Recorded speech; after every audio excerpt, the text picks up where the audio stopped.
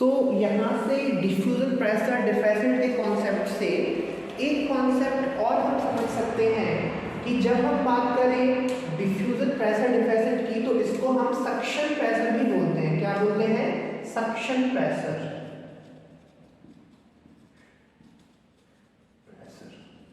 इसको suction pressure क्यों कहा जाता है? तो सबसे पहले मैं इसको इरेज कर दूं, फिर मैं यहाँ पे बताता हूँ।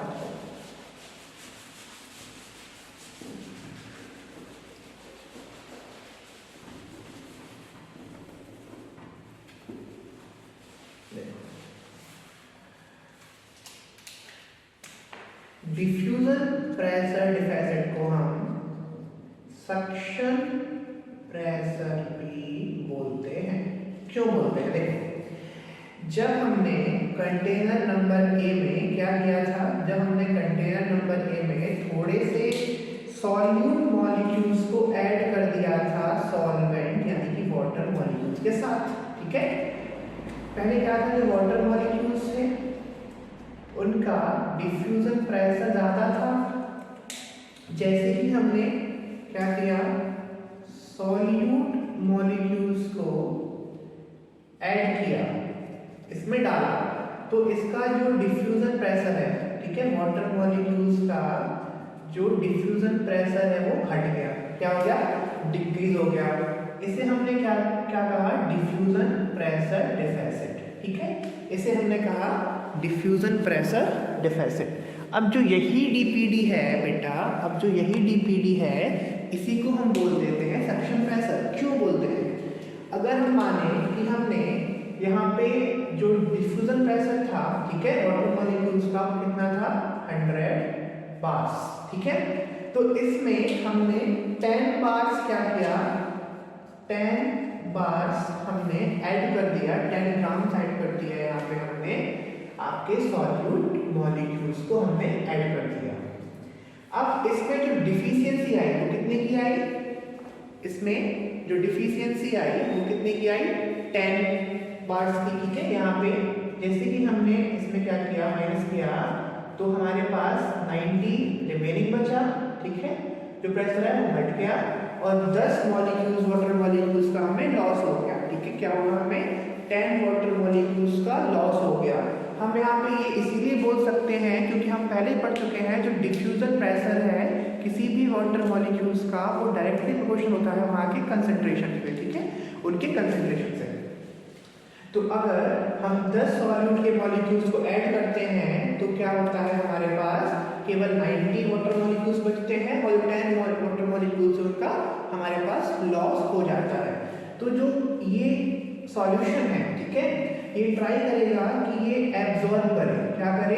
एब्जॉर्ब करे, to absorb more water molecules, more water molecules, ठीक है। अब जो ये सॉल्यूशन बन गया था यहाँ, जैसे ही हमने सॉल्यूट ऐड किया था, तो ये ट्राई करेगा कि ये ज्यादा से ज्यादा वाटर मॉलिक्यूल्स को एब्जॉर्ब करे। क्यों करे? To meet the deficiency. तो जो उसको 10 वाटर मॉलिक्यूल्स का लॉस हुआ है उनको वो पूरा कर सके, इसीलिए वो क्या करेगा? एब्जॉर्ब करेगा वाटर मॉलिक्यूल्स को। तो यहीं से हमें आइडिया मिलेगा इसके बारे में, about absorption ability of solution. और किस प्रोसेस से मिली हमें? ये सक्शन प्रेशर से। और इसी को डिफाइन करने के लिए हम सक्शन प्रेशर का यूज कर देते हैं। इसीलिए हम डीपीडी को सक्शन प्रेशर भी बोलते हैं। तो यहाँ से आपका एक कॉन्सेप्ट क्लियर हुआ। अब हम चलेंगे रेट ऑफ डिफ्यूजन की तरफ। अब हम चलेंगे रेट ऑफ डिफ्यूजन की तरफ। देखो, रेट ऑफ डिफ्यूजन,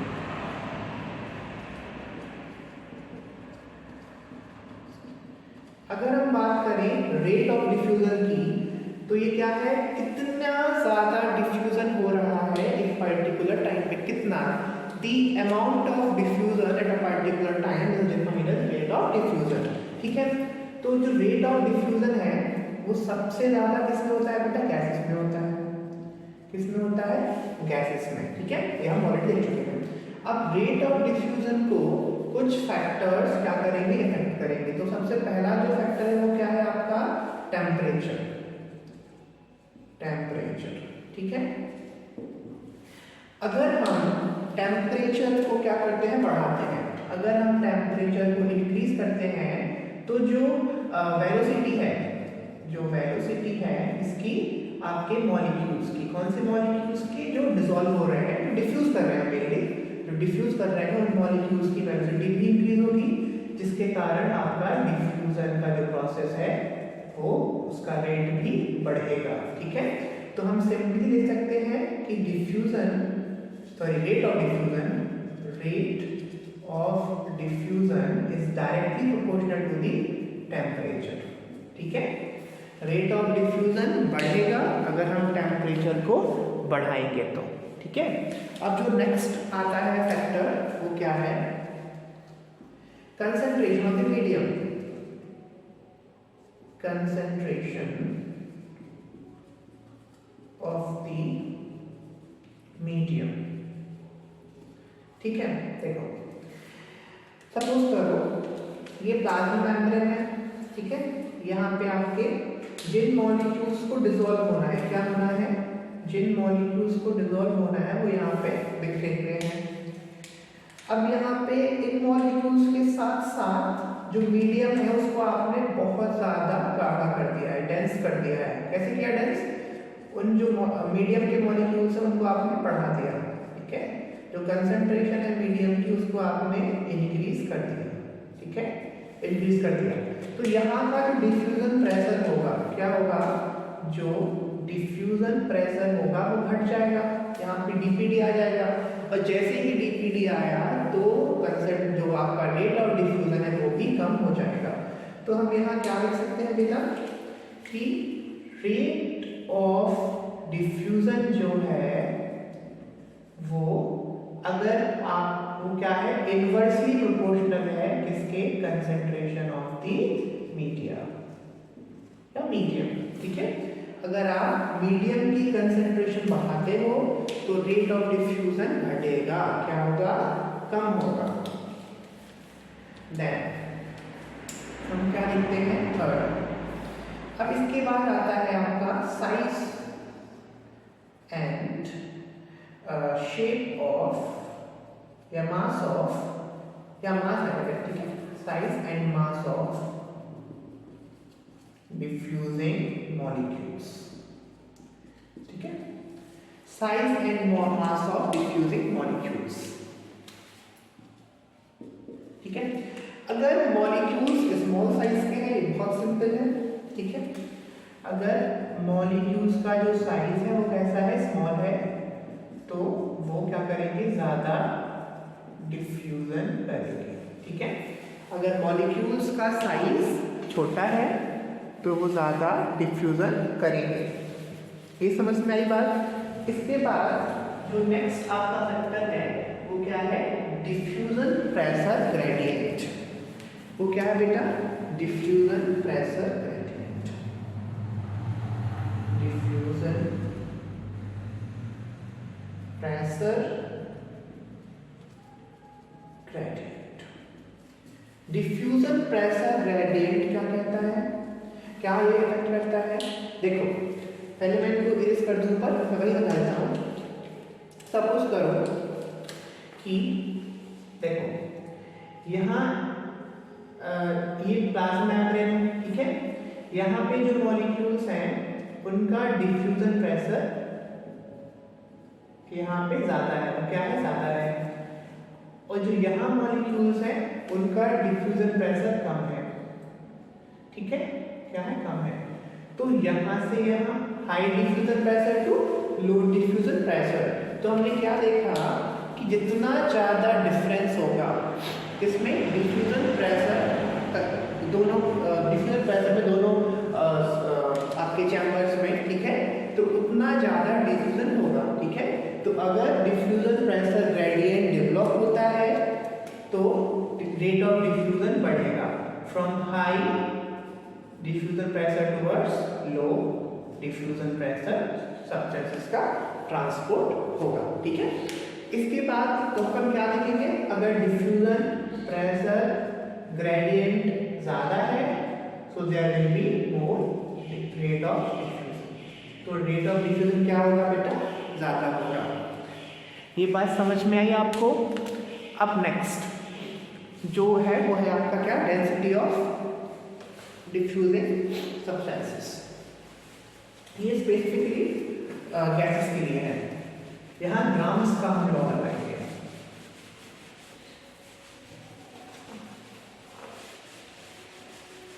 तो पहले मैं इसको लिख लूं,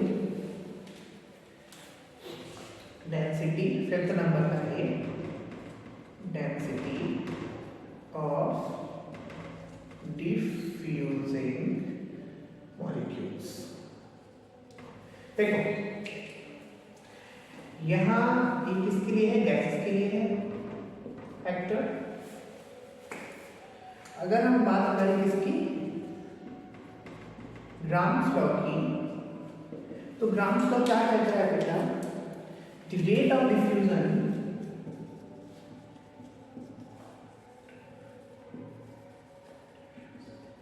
इन गैसेस या ऑफ गैसेस मॉलिक्यूल्स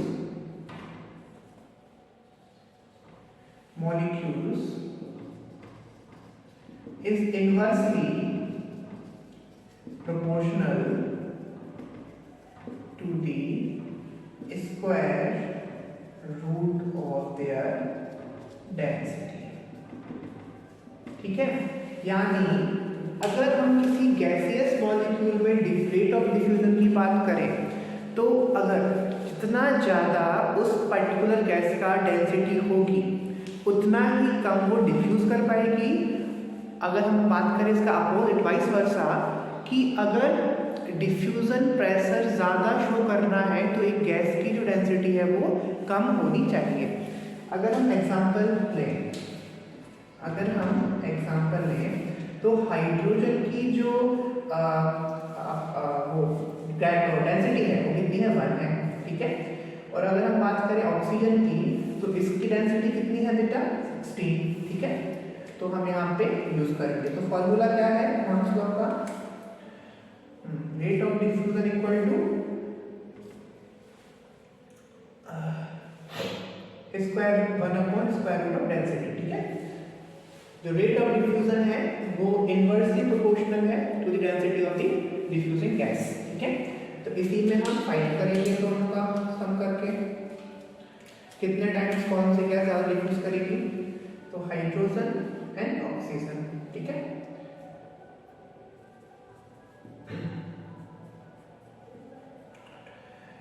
सो इसका हमारे पास कितना है,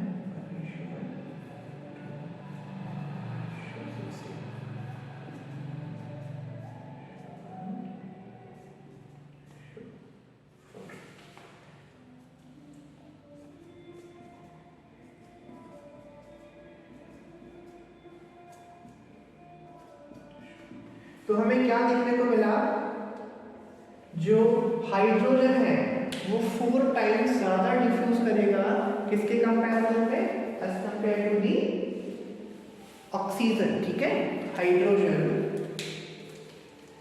यहां मैं लिख दूं, हाइड्रोजन will diffuse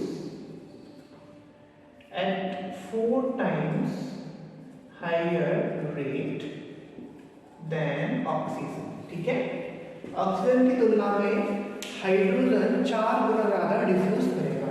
तो यहां से आप कैलकुलेट कर सकते हैं।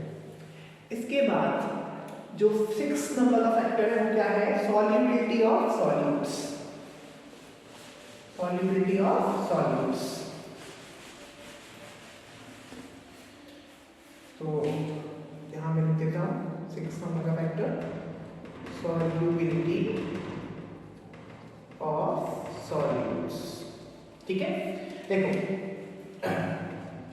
इसके अकॉर्डिंग जितना ज्यादा, ठीक है, जितना ज्यादा सॉल्यूट सॉल्यूबल होगा उतना ज्यादा क्या होगा, rate of diffusion.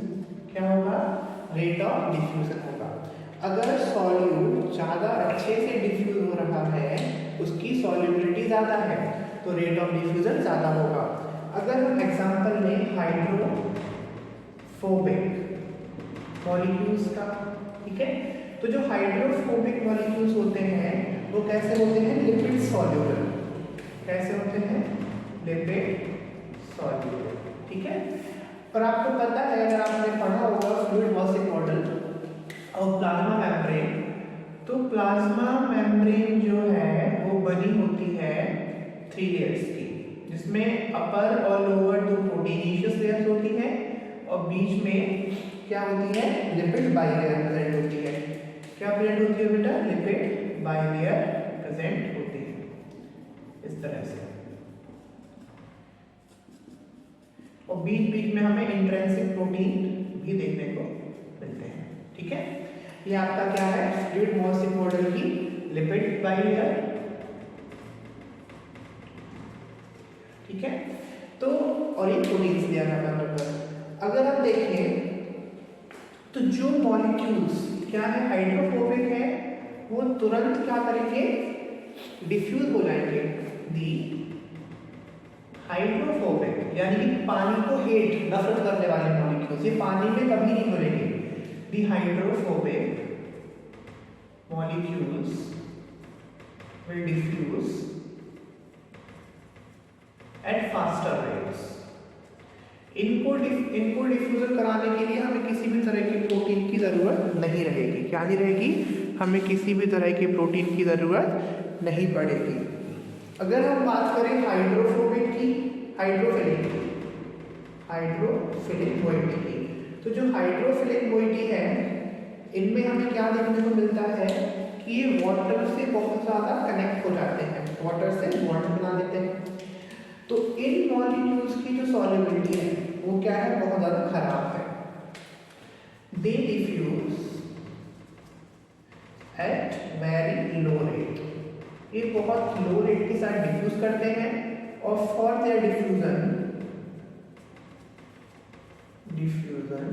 Specific proteins are required. इनके डिफ्यूजन के लिए हमारे पास स्पेसिफिक प्रोटीन्स होने चाहिए, जिन्हें हम क्या बोलते हैं, परमिएसेस। इनको ट्रांसपोर्ट कराने के लिए हमारे पास परमिएसेस प्रोटीन को हमें यूज करना होता है, ठीक है। तो यहाँ अपन ने क्या पढ़ लिया, पूरा जितने फैक्टर्स थे उन सबको अपन ने डील कर लिया, ठीक है। सो आज का जो टॉपिक है वो थोड़ा सा और रह गया है बस, फिर हम क्लोज। तो अब यहाँ पे हम थोड़ा सा एक एडवांस लेवल की इक्वेशन से सॉल्व करना थोड़ा सा देखेंगे। बस हम इक्वेशन को हम सॉल्व नहीं करेंगे, ज़्यादा डीप में नहीं जाएंगे, ठीक है। देखो फिक्स का यहाँ एक लॉ हम यूज करते हैं, किस लिए करते हैं, to calculate rate of diffusion. Rate of diffusion को कैलकुलेट करने के लिए हम फिक्स का फर्स्ट लॉ यूज करते हैं। ये लॉ क्या कहता है, ये कहता है जो यहाँ पे वाटर फ्लक्स डेंसिटी है, क्या है, वाटर फ्लक्स डेंसिटी, यहाँ जो J है it stands for water flux density. जो वाटर फ्लक्स डेंसिटी है उसके थ्रू हम क्या डिटरमाइन कर सकते हैं, रेट ऑफ डिफ्यूजन। अगर हमें पता हो कि वो इनिशियल वाटर पोटेंशियल जो हायर है उसको हम सब्स्टिट्यूट कर दें टू दी माइनर जो लोअर वाटर पोटेंशियल है, ठीक है, और इनको डिवाइड कर दें हम इससे जो कुछ भी आपका रेजिस्टेंस है डिफ्यूजन में, तो हमारे पास क्या आएगा, change in water potential of both the mediums. और इस इक्वेशन से हम क्या कर सकते हैं, हम इजीली फाइंड आउट और कैलकुलेट कर सकते हैं रेट ऑफ डिफ्यूजन, ठीक है। यहाँ पे जो psi1 है वो क्या है आपका, high water potential. Water potential का जब हम कॉन्सेप्ट डील करेंगे तो हम इस इक्वेशन को समझेंगे। और जो psi2 है वो क्या है, लोअर वाटर पोटेंशियल। यहाँ पे delta for change, R stands for resistance in diffusion, ठीक है, और J stands for water flux density। तो ये छोटा सा कैलकुलेशन है, छोटा सा इक्वेशन है, इसको आप याद रखें, ठीक है। इसका नाम है फिक्स लॉ, ठीक है, उससे हम रिकमेंड कर सकते हैं फिक्स इक्वेशन। अब हम क्या लिखेंगे कि इंपॉर्टेंस ऑफ डिफ्यूजन क्या है, ठीक है। टाइप्स ऑफ डिफ्यूजन भी इंपॉर्टेंट टॉपिक है। Types, there are 2 types of diffusion, fascinated and simple diffusion. Simple diffusion में कुछ नहीं है, सिंपल डिफ्यूजन में जितनी भी हमने कुछ पढ़ा हमने वो सब लग जाएगा, और फैसिनेटेड में थोड़ा सा क्रिस्पी है, उसको हम नेक्स्ट लेक्चर में डील करेंगे, वो एक इंडिविजुअल लेक्चर होगा उसके लिए, ठीक है। सो importance of diffusion,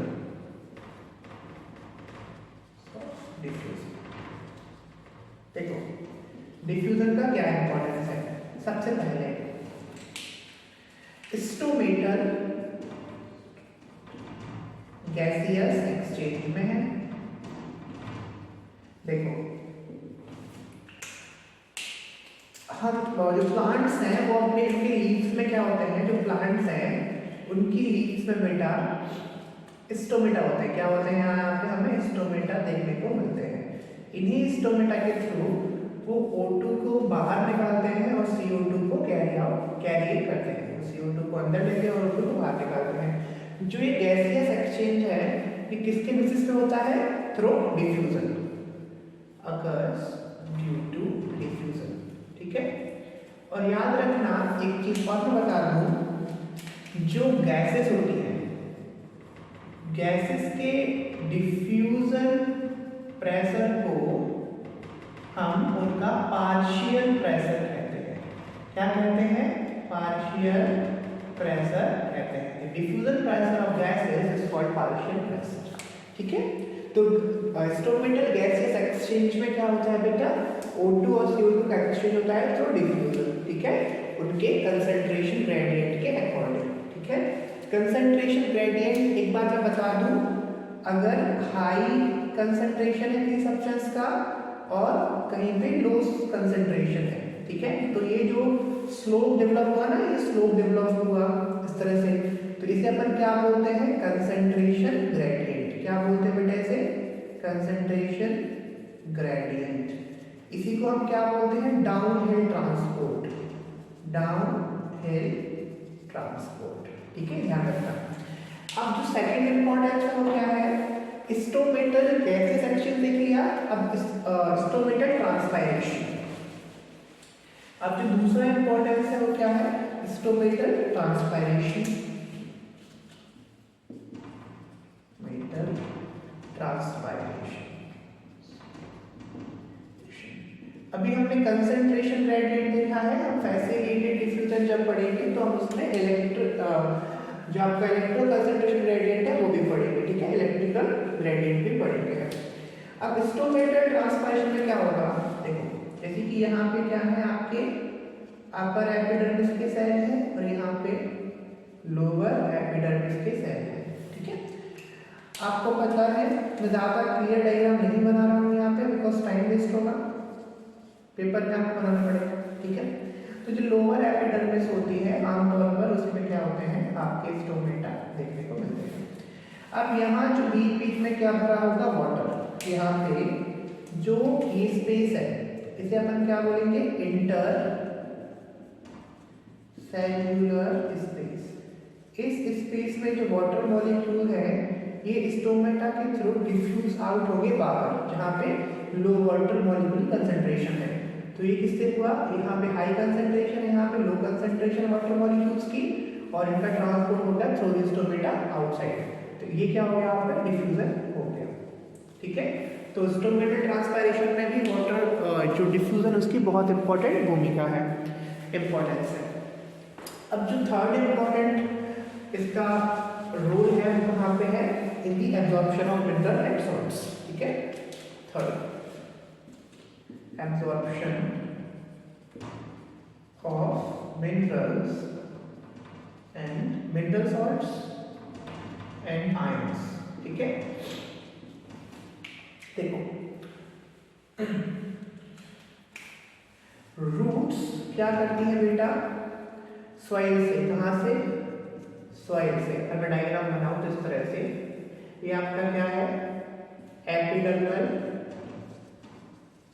root hair ये कैसे होते हैं? यूनिसेल्युलर। ये क्या करेंगे बेटा? ये वाटर मॉलिक्यूल्स या फिर मिनरल सॉल्ट्स को, आयंस को एब्जॉर्ब करेंगे। क्या करेंगे? एब्जॉर्ब करेंगे। यहाँ पे हाई कंसंट्रेशन है, यहाँ लोअर कंसंट्रेशन है, और ये अंदर जा रहा है थ्रू किस प्रोसेस के? डिफ्यूजर प्रोसेस के। किस प्रोसेस के? डिफ्यूजर प्रोसेस के। तो मिनरल्स और सॉल्ट्स के एब्जॉर्प्शन में भी किसका रोल होता है? डिफ्यूजर का रोल होता है। अब हम इसका जो फोर्थ इंपॉर्टेंट रोल है वो क्या है, वो देख लो। फोर्थ इंपॉर्टेंट रोल, ठीक है, in the absorption of water.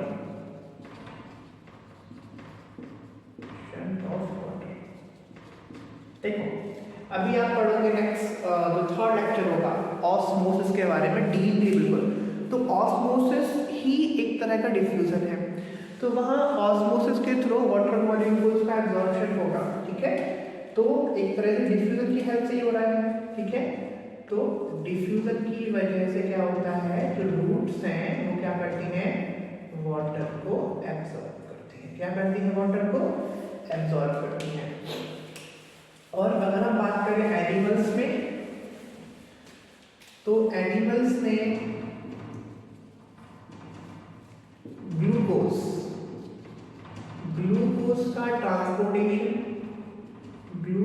का ट्रांसपोर्टेशन कहाँ पे? लीवर सेल में और आरबीसीज में। किसके थ्रू होता है? डिफ्यूजन के थ्रू होता है। किसके थ्रू होता है? डिफ्यूजन के थ्रू होता है। हालांकि यहाँ डिफ्यूजन का जो टाइप है वो कौन सा है? फैसिलिटेटेड। आप इसको कल पढ़ेंगे। फैसिलिटेटेड नेक्स्ट सेक्शन में पढ़ेंगे। फैसिलिटेटेड डिफ्यूजन से ग्लूकोज को हम लीवर सेल और आरबीसी को की मेम्ब्रेन के अक्रॉस ट्रांसपोर्ट करते हैं। इसके बाद अगर हम दूसरा इंपॉर्टेंट रोल देखें तो वो क्या है? देखो